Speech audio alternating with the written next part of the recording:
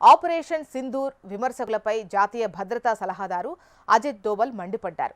Operation సమయంలో పాకిస్తాన్ చేసిన దాడుల్లో భారత్కు నష్టం కలిగించింది అనే వాదనను కొట్టిపారేశారు. భారత్కు నష్టం కలిగిందనే విషయాన్ని రుజువు చేసే ఒక్క ఫోటోనైనా చూపించండి అని సవాల్ చేశారు. మద్రాస్ 62వ స్నాతకోత్సవంలో దోవల్ మాట్లాడుతూ పాకిస్తాన్ లోపలకు వెళ్లి విజయవంతంగా 9 ఉగ్రవాద స్థావరాలపై భారత సైన్యం దాడులు జరిపిందని, ఒక్క టార్గెట్ కూడా మిస్ కాలేదన్నారు. ఉగ్రవాదులు ఎక్కడున్నారనే ఖచ్చితమైన సమాచారంతో ఈ దాడులు చేశామన్నారు. భారతదేశ ఇంటెలిజెన్స్ కార్యాచరణ ఖచ్చితత్వాన్ని ఈ మిషన్ చాటి చెప్పింది అన్నారు.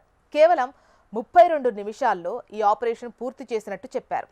భారతదేశ వ్యూహాత్మక ఆపరేషన్ విశ్వసనీయతను ప్రశ్నించేవారు భారత్ వైపు నష్టం జరిగిందని చెప్పే ఒక్క ఫోటో అయినా చూపించాలని సవాల్ విసిరారు.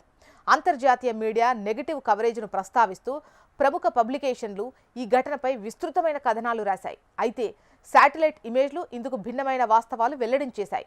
ఈ ఆపరేషన్లో స్వదేశీ రక్షణ సాంకేతికతను ఉపయోగించామని, డిఫెన్స్ టెక్నాలజీలో స్వయం ప్రతిపత్తికి దేశం కట్టుబడి ఉండటాన్ని ఇది చాటి చెప్పిందని చెప్పారు.